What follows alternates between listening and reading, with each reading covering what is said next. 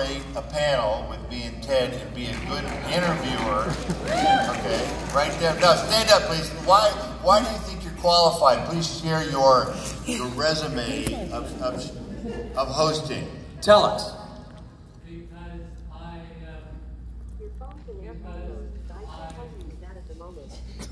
You can do it.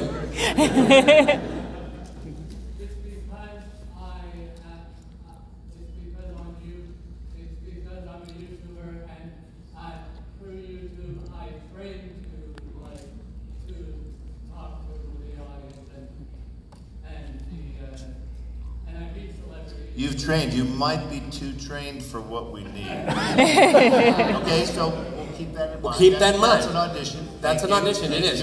Does anyone else think they might be a good moderator? Less experienced? Host? Oh wow, right here. Yes. You, sir.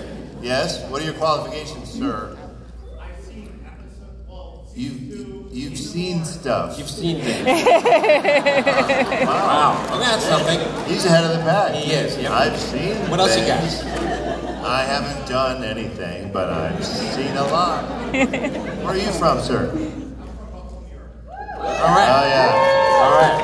Oh yeah, you've seen some things. She's coming in. That's a Nor'wester. Yeah.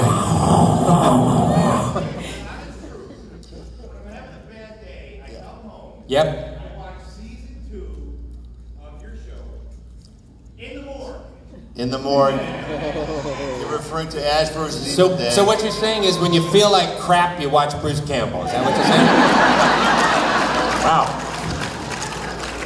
Sure. Have you ever done any job interviews before? Thank God. Right. How do you expect that to get you this job? Yes. Talk about kissing ass.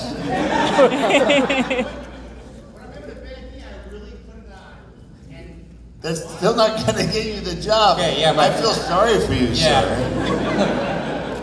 Because what do you do in order to have a bad day? What gives you a bad day? What's your profession? You make jewelry. You make jewelry. So and when you do do what wrong? I guess my bad day is I was a quarter size off on a size for a woman's meeting. And Can't you resize it? Yeah, what's the problem? What kind of a jeweler are you? Sorry, ma'am. I'm a purist. I only do this once. Shit, I'm up. Go away. What kind of a salesman are you? A sausage finger. Sausage finger. Is that what you call your clients? Hey, Mr. Sausage Finger. Hey. Oh, fine. I feed 8 fucking sausage fingers today. Hey, fathead. Oh, fucking I got kielbasa. your ring ready. Yeah, hey, kielbasa, let's son your sausage fingers. Hey, chubby wrist. Yeah. Guess what happened today? Your bracelet's ready. Wait, he just assaulted his wife. Oh, I'm sorry. Okay, so you make rings, you have lousy days, and this... We'll get back to you, as they say in the business. Like way later, we'll get back to you. Bruce, I think I see someone up front here. Sure. Good gravy. Yes. Yes, a kid dressed as Ash, which does get brownie points. Yes, it does. Yes, it does. Saying there's a lot of lazy people who didn't dress up at all. Yes, young man responsible enough to dress up.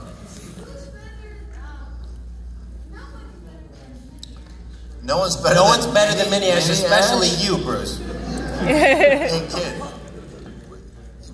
Are you auditioning for the job? You are. Okay, you want the job. You want to be a host.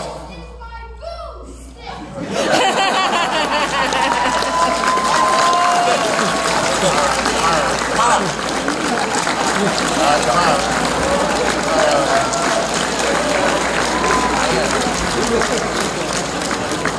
Man, these empowered little shits today.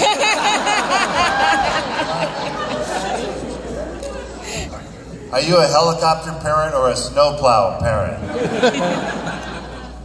Just let him be. You just let him be? What do you mean? He lets him be whatever he wants to be. Oh, what kind of a father are you? Sir, what's your name? Ramsey. Ramsey? That's like named after a king, right? Pharaoh. Pharaoh. Pharaoh, yeah. Did you, Like a pharaoh cat. Did you even know that, or you thought you just had a weird name? Weird, great name. I like my name. Well, you do? Good. All right, well, look, Ramsey, we're going to audition you to be a host. You want to be a host? We kind of gave. Does that sound good? Does that sound good? All right. All right, so you're the host of the show. What's the name of the show? Good name. Good name. Oh, wow. By the way, kid, as the host, Ted and I are the guests. It's not our responsibility to entertain the audience, so we will now immediately stop entertaining the audience. Correct. It is now your job as of right now. Ted, water? Yeah.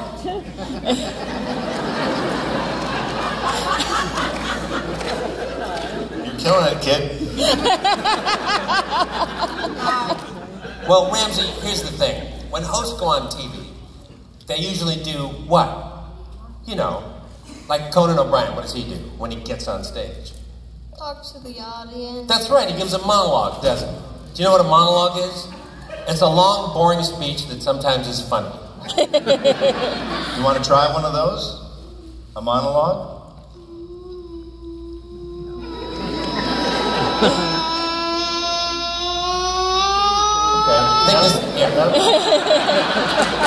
I think this kid's possessed and needs a little help. They have medication for that. Ramsey, when you come home from school, do you make those noises all day long before Dad gets back? Yes. You need help. It would be good to get those done before I got home. Write that too. Yeah. Hey, what grade are you in? Second. Second. And where do you work? Oh, Daddy. Oh, the next person may need that chair. Yeah. Take it easy, kid. What do you do? Like when you get home from school? What, 3:30 in the afternoon? What's the first thing you do? Yeah. Talk to my dad. Okay. What do you say? What's your name, sir? Ramsey. Oh, you're Ramsey also. Ramsey. He's Ramsey too. He's Ramsey it's the a first. Dynasty.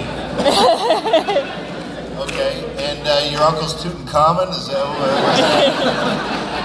what? Okay. And what do you say to Ramsey 1? My dad. Say number 1. I'm feeling good as number 2. But every kid says, "Hey, Dad." What else do you bring to the table besides "Hey, Dad"? What else do you tell him? Sometimes he brings me a snack. Yeah. So sometimes he brings you a snack. Okay. What's your favorite snack? Wow.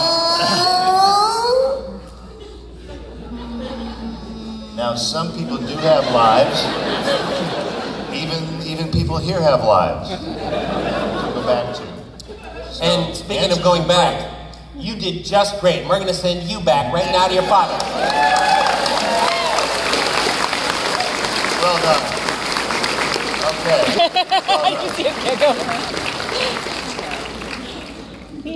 Now, who else thinks they've got the chops that doesn't have strange gastrointestinal problems?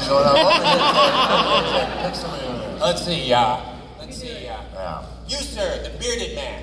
The bearded man. That's you. Yes, the bearded man. Come up. Wait. Come on here. Is he pre-auditioning? He's pre-auditioning. We're going to pre-audition him.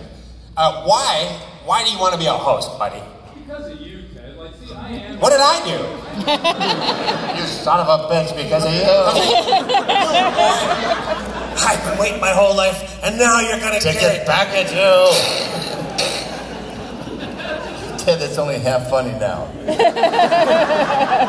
Okay, sorry, sir. Sorry, what? I'm sick of the likes of me being called rank amateurs by the likes of Ted. Wow. Them's fighting words, boy. And when I get mad, Bruce fights for me. Bruce, go take care of this kid. You know what? When I get mad, my stunt man fights for me. Don't get me mad. Man, my wife fights for me. Man, stand up. You and me have got some fisting to do. Okay. Oh, I'm sorry. I'm sorry. Look, okay, we've heard your personal problems. Why do you want to host? Yeah. Why do you want to carry the load? I want to try to redeem journalists' intent eyes. That cannot be done, boy. It's too late. Give him a shot. All right, let's give him a shot. Come on up here. Come on up here. Give him a round of applause. Don't be so jaded, Ken. Don't be so jaded. People can change, you know, Ted. They can change. Jeez. Yeah. Not everyone has crystallized thinking, Ted. Come here, buddy. Have a seat. Sir, what was your name again? My name's Greg. Greg. Hello, Greg. Welcome, Greg. Nice Welcome. to meet you. Nice to meet you. Nice to meet. Now, Greg, do they call you Greg, the angriest journalist alive? Is that your moniker? I guess that's what it's gonna be now. Yeah. Whoa, okay. Wait, now he gets to name his show. And Yes. What is the name of your show? The name of your hosting show? Talking trash with Ted. That's your show. Okay. Fair enough. So, All right. Ted, you and I will cease entertaining stereo. Yep.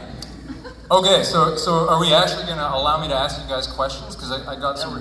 This is your show. I have some hard-hitting journalistic questions for each of you. Let's start with one for Bruce. I got one. We're rolling, sir. All right. Okay.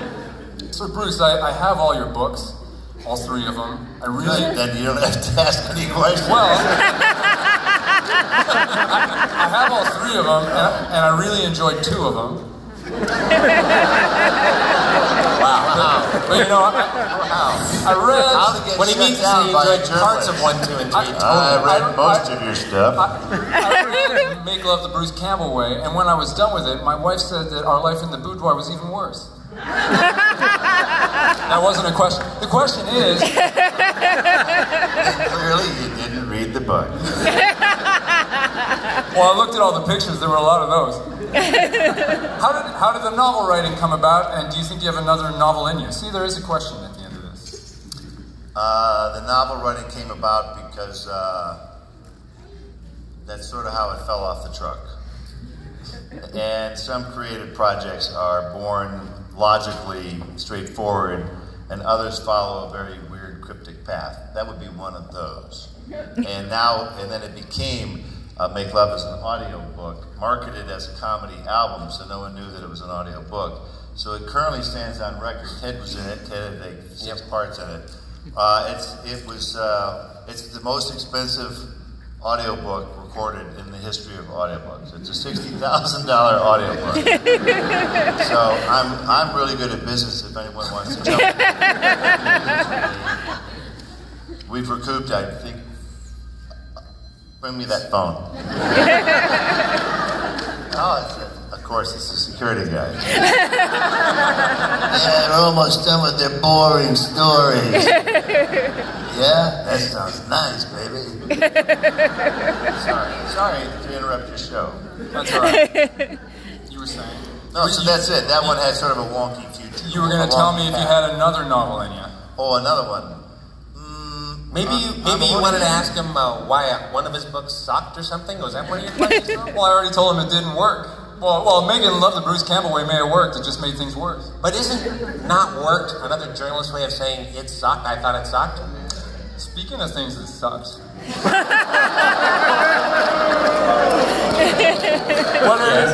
You were in a film with Tracy Lords, right? Called Skinner. What are your memories of working on that? And are you happy with that being on your resume?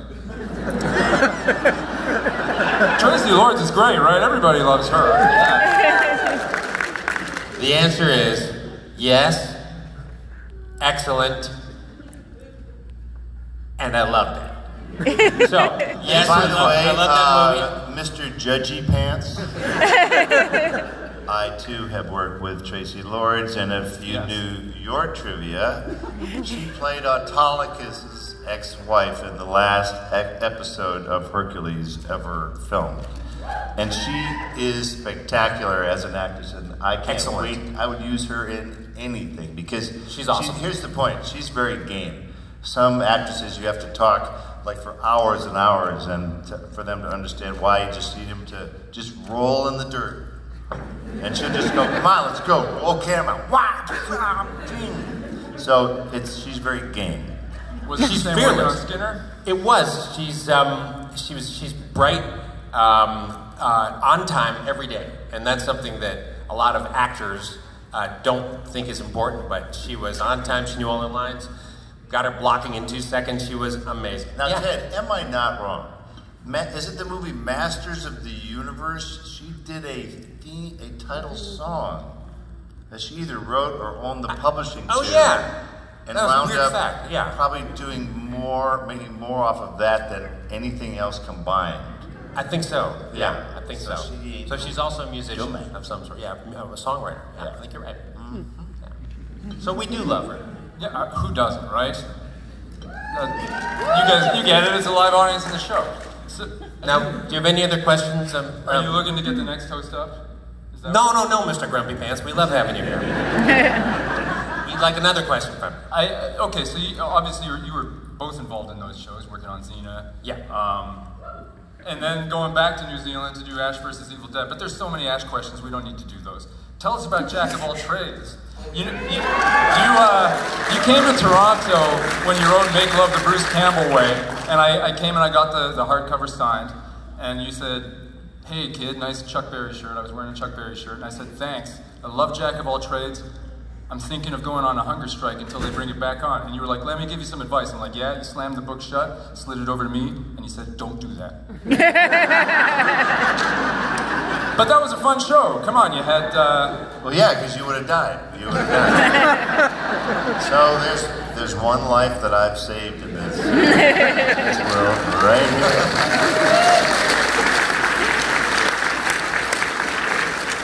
here. You're welcome, humanity. My wife really appreciates it. But yeah, what? Ma'am, is that true? Wait, what? Who's yelling? What? What? She said no, I don't. No, you don't. What? Appreciate it. Oh. All right. That's fine. That's fine. So there's a question about Jack of all trades. What about Jack of all trades? Yeah, what about that show? That must have been, what was it like working on that, and what was it like not coming back for a second season? One season wonders. Probably it actually shocked the New Zealand crew more than it shocked me. Actors have all been part of pilots that failed. George Clooney was like 10, 15 pilots that Yeah, failed. that's right. It happens, they come and go. The Kiwis, one of their biggest first jobs was Hercules, ran 6 seasons. Ted and the Xena crew, and I was there for part of that, ran immediately after for 6 seasons. So everyone in New Zealand was like, right, all these American shows, they run forever. I'm going to buy a house. And then, what's the next show? Oh, Jack of all trades. Right, 6 seasons. After the first season, I never got more dirty looks in my life. I'm like, what happened? Like, I'm the idiot, right? Where were the other 5 years? The only people thanking you were the realtors. I love that Bruce Campbell. It made me a fortune. Oh, right, you check up all the prices. Yeah. So, that show messed with real estate values in the Auckland area. Vern Troyer, blessed Vern Troyer, he played Napoleon in the show. That was a great casting. And for those of you who didn't see it, which would be probably 98% of you here, that's right. See, no one's even fessing up to it. Yes, don't try now. Don't try now. You weren't there 15 years ago. Don't try now. But just to work with guys like that was awesome. To have a sword fight with Napoleon as Vern Troyer. Yeah. Another great thing about those shows is that now it was just in the nascent days of the internet. Now writers, as a general rule, love to get their writers love to get their claws in the show. They want to make sure the actors are saying the lines right. They want to make sure the directors are doing their words right. They wrote those words, and if they can get on the set, they're going to be on the set watching you say them. Now, the great thing about New Zealand is it's 7,500 miles away.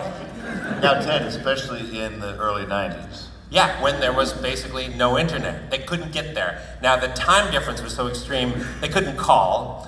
So we'd get this script and we'd be like, hey, nice template.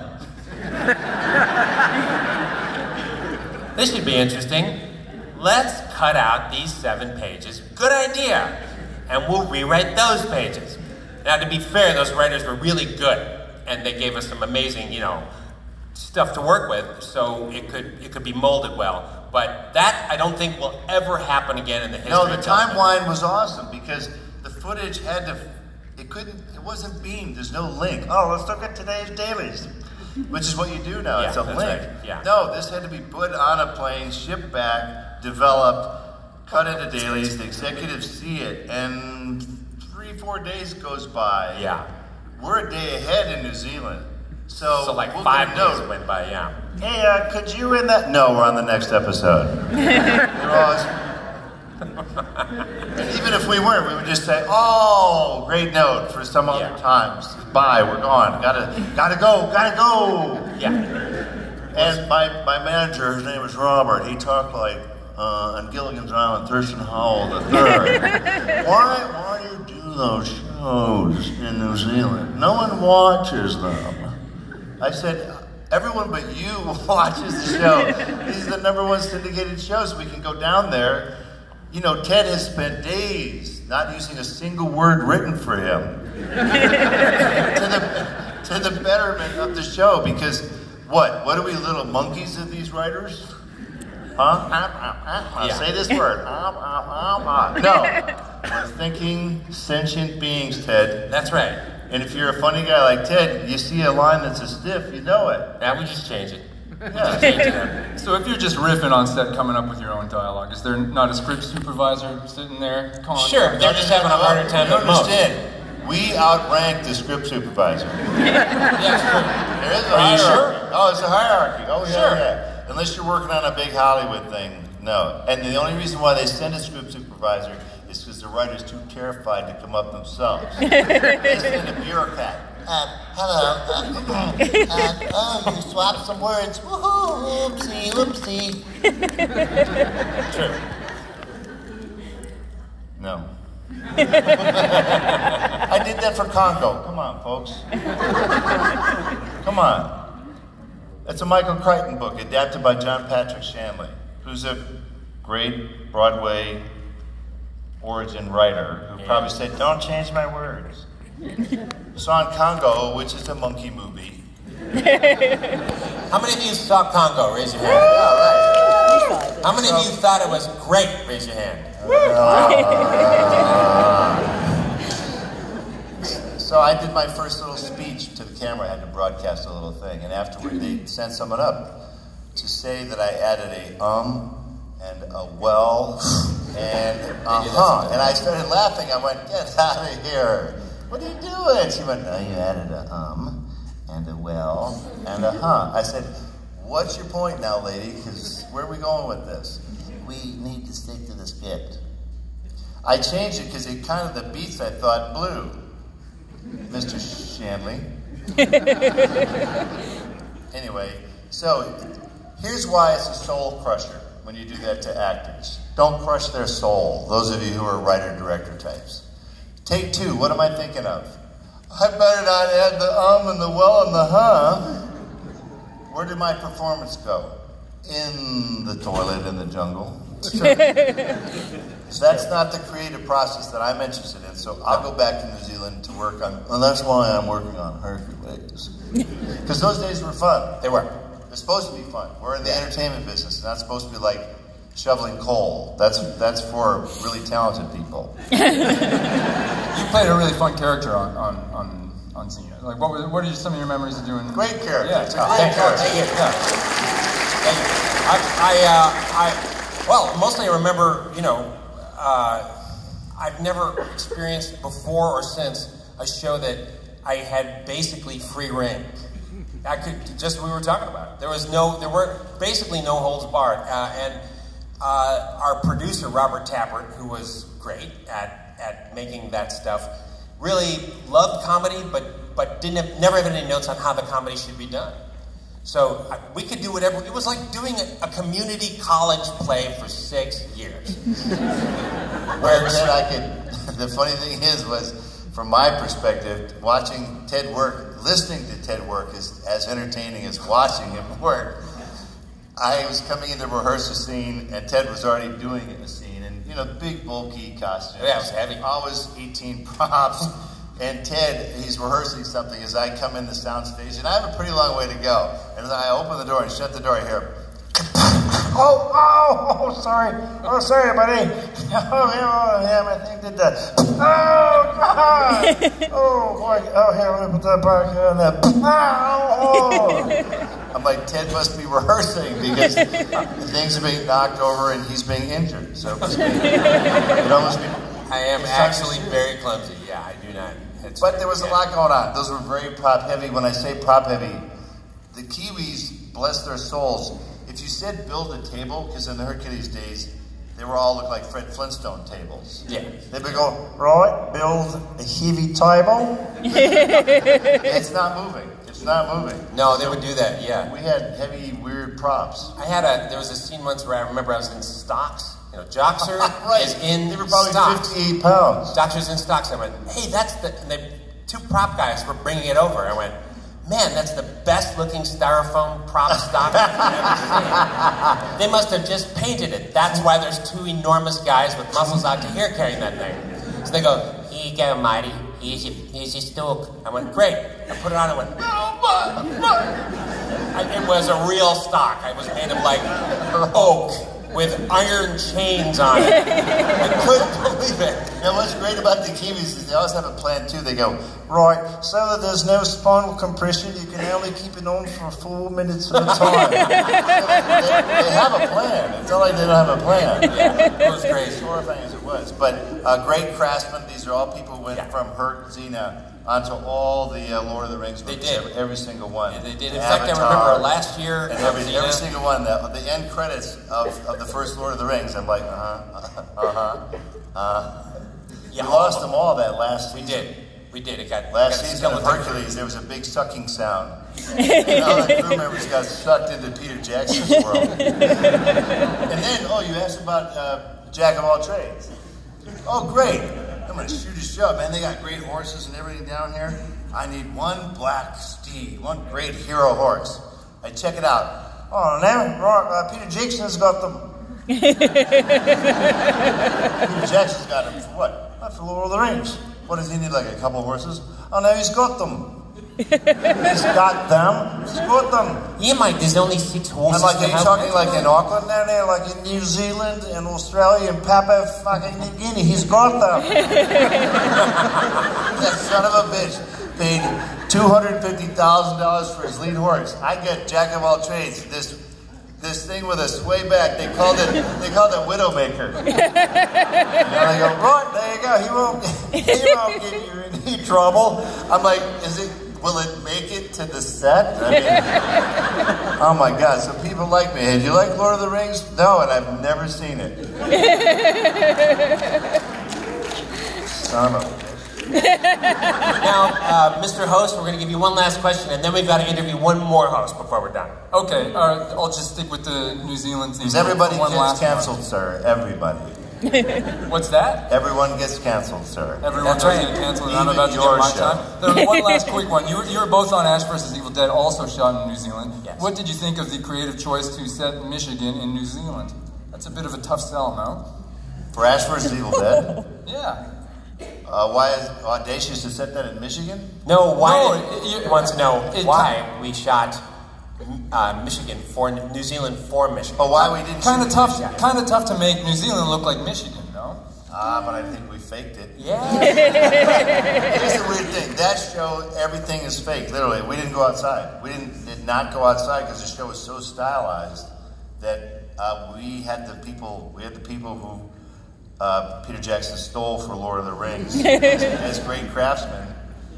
We didn't have to go outside. That was the point. The idea was, and Rod Tappert had just done Spartacus with these people. That's our producer. So the knowledge of special effects, I have to say, down there's no one who can really match it. What was I think crews go. Yeah, what was challenging was the cars, because as you know, the famous Delta 88 classic car in that movie, which is great. You can have other cars around it to say simulate a parking lot or a car race, except that all those cars drive on the left. Right. American and of course Canadian cars drive on the right. So if you want a car, you got to bring it in. So dozens of cars were brought in from North America to pretend that it was Detroit, Michigan, and all their street signs are kind of wrong, and the street lines are kind of wrong. So if any of us were driving on them, we would die in horrible, smelted, burning, hellacious accidents. So all of them had to be repainted to make it look like, you know, American roads. The signage was wrong. But other than that, I think it was faked pretty well. You know, like most things were basically there. It looked kind of weird, you know, South Sea Island-y at times. We faked it pretty good. I mean, none of us in North America. The craftsmen were very good. Yeah. Literally, if you opened a drawer, there were business cards and. It was incredibly detailed. Yeah, it was. And on Hercules, the only giveaway was if you had a background artist who was on Hercules and who said I could do an American accent. Yeah. And they thought they were killing it. And most of them got about 82%. Look, over there. It's Hercules. Yeah, you know, pal, you know what, close enough. We got that. We're going to move on. And then the other guy, over there. What do you think you're doing, Zener? Oh, it's so hard. Oh, it's okay. So, a lot of times with the stunt guy, stunt guys do this sometimes. You're not getting in there, buddy. They get shot 8 times, so you hire a stunt guy to do one line of dialogue. So in New Zealand, they had that a lot. Like, he's guarding a tavern. Hercules is going to get into a tavern. And it would be, no way, pal, you're not getting into here. But the guy's going to get ratcheted into a wall. So you can't find an actor who's going to get ratcheted into a wall. So you have a stunt guy go, no way, pal, you're not there to get coming here. And you let him do it, because you don't want to get him confused. No. Say it how you would say it. No, mate, not going to get in here. Perfect. I don't want their head thinking about the line. Think about the stunt. That's right. And then back in the United States, the guy in the booth goes, no way, man, you're not getting in here. So it was sort of Hercules and Xena were a combo platter of voices and visuals. Yeah, that's right. Thank you for our guest show. Thank you.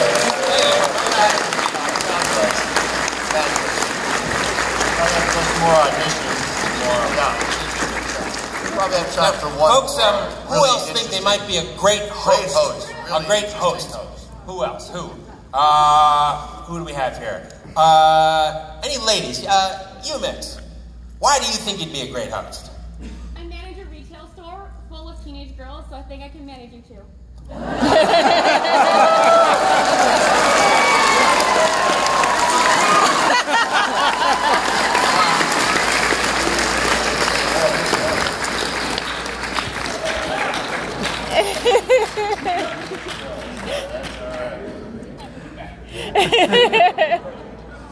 Young lady. Now, first of all, you're dressed very interesting. Why don't you tell us what you're holding in your hand there? It's a Dilophosaurus. It's a Galapagos. Here's your microphone. And right. you are cosplaying as? Oh, Ellie Here's your from microphone. Jurassic Park. Let's give her a hand, folks. All right, It's an excellent all right. costume. Very good. So, microphone etiquette. Get nice and close there and use that. And so here you are. You won the role. Ted's obviously a little girl. I'm not sure why I'm in that category.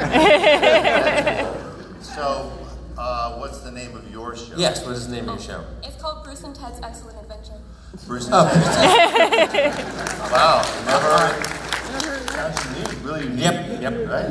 Now, do you have an opening statement or an opening monologue to give the audience? I mostly just wanted to embarrass my mom.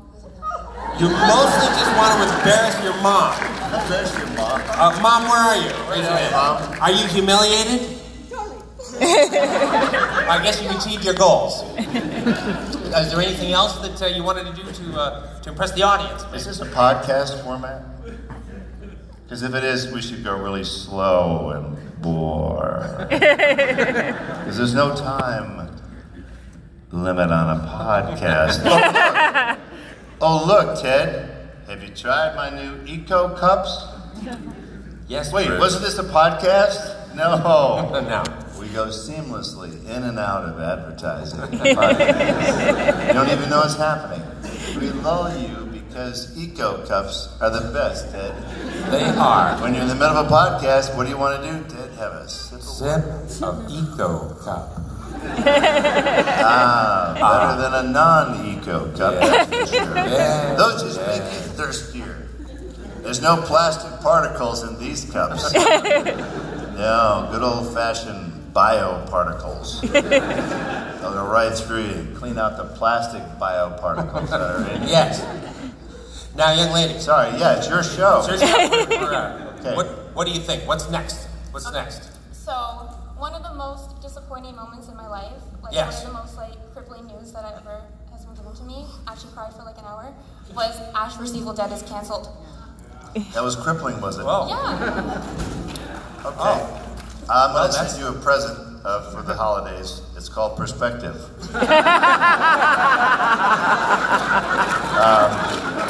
We felt we had told a fun rejuvenation of the straight. Had you seen the original Evil Dead movies? I have seen all of them. All of them. And so then, had you seen them before you saw the TV show, though? Yes. And when you saw the TV show, you went, whoopsie doopsie, they're doing a TV show, right? And then when you saw it, you were like, oh, wham, bam, bam, that's just what I wanted. And then we pulled the old plugola, and what was the word? You were devastated? You were destroyed? Destroyed. Annihilated, she said.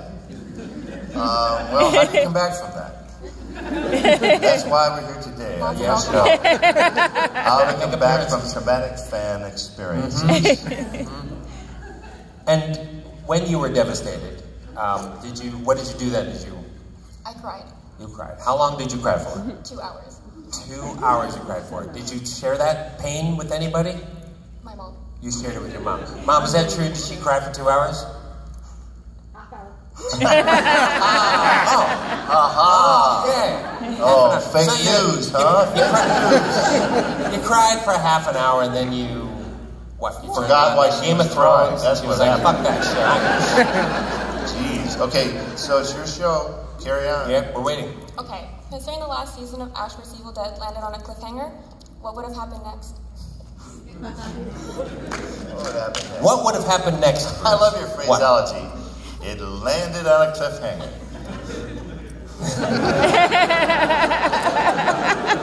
I mean, it's one thing to land on a cliffhanger. That's gotta hurt.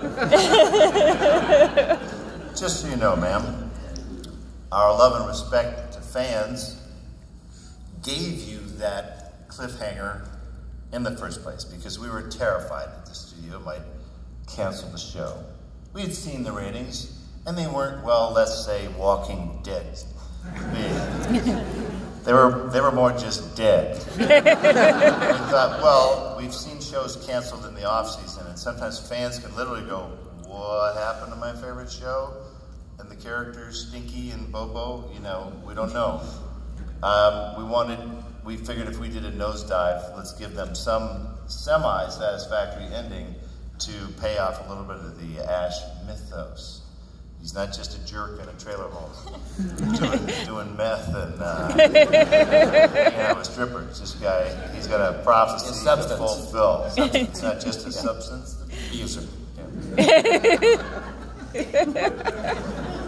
Does that answer your question, or are you left more confused? Your show. Second question. How sweaty does your hand get in that chainsaw?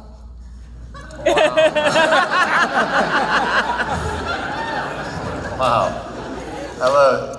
Yes, Bruce, how sweaty does it get? I'm gonna hit it with a real practical question about a saw.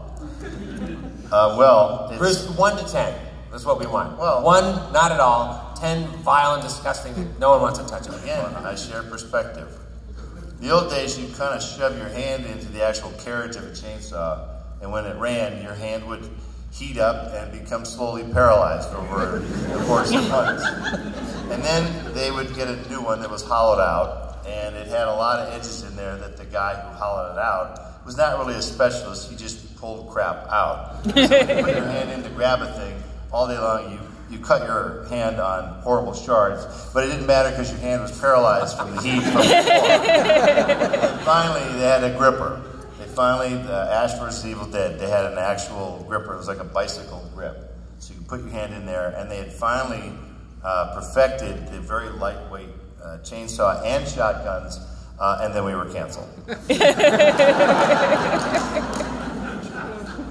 But great credit to the craftsmen, because the guns were always a pain in the ass.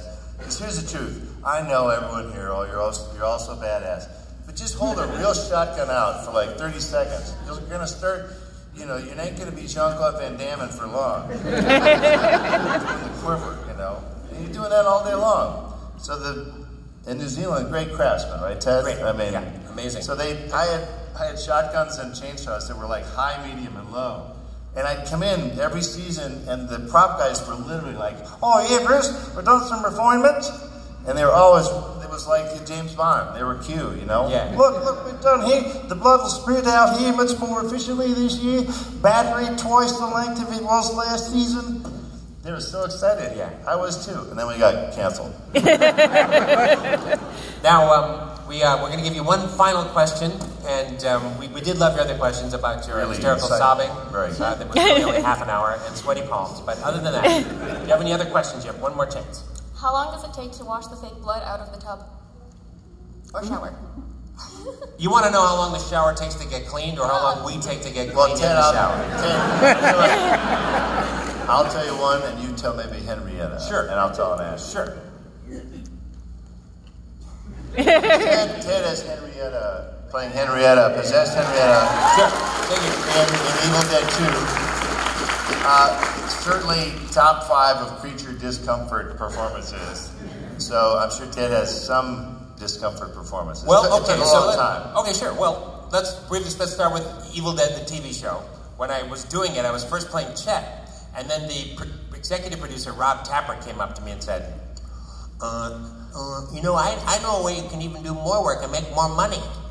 I went, you do? Thinking, I'm going to get a monologue now. This is great. Chet is finally going to get his own episode. He's going to be a regular. The Chet Show, I'm thinking. The spin-off. I'm coming up with logos. It's going to be great. You're going to go and you're going to play Henrietta again. I said, what? That shit almost killed me when I was 20. I'm 50 now. Are you out of your mind? That's going to destroy me. And he went, oh no, prosthetics have come a long way since then. That glue that they use isn't even the same thing.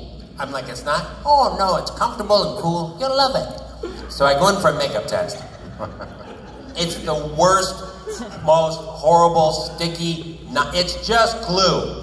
Glue doesn't change ever. What they used in Roman times is still using today.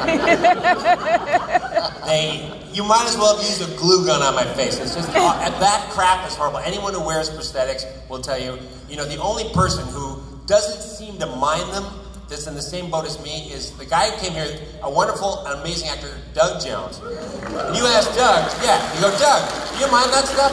Oh no, I don't mind it at all. When I put that stuff, it changes me into a different character, and I love it. And I go, wow, you're fucking nuts. That's all. That shit's the worst. Anyway, so we get about getting Henrietta, which is half glue.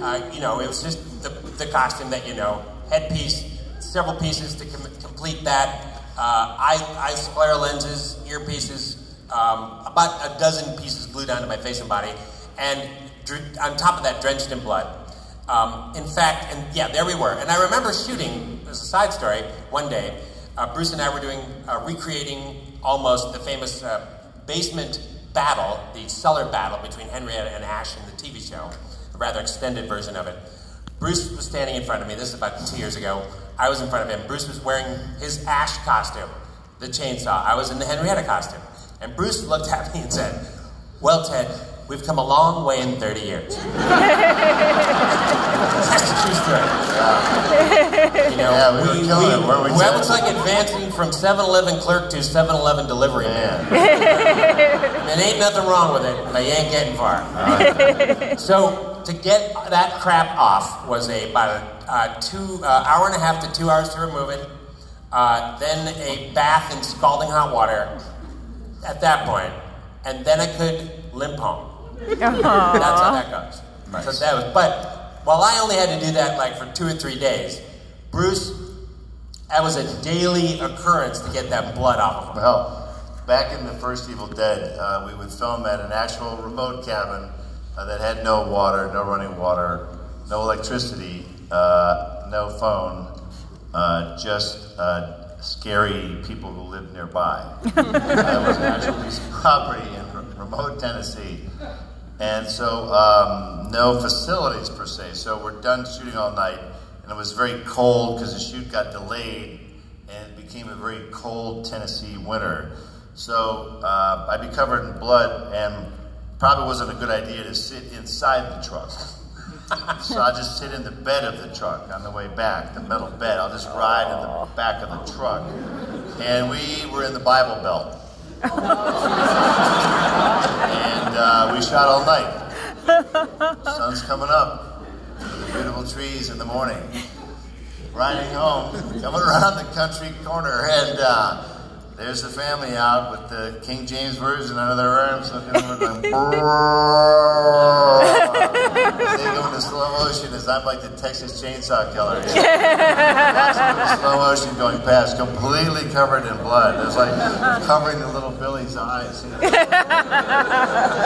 Jesus, save you!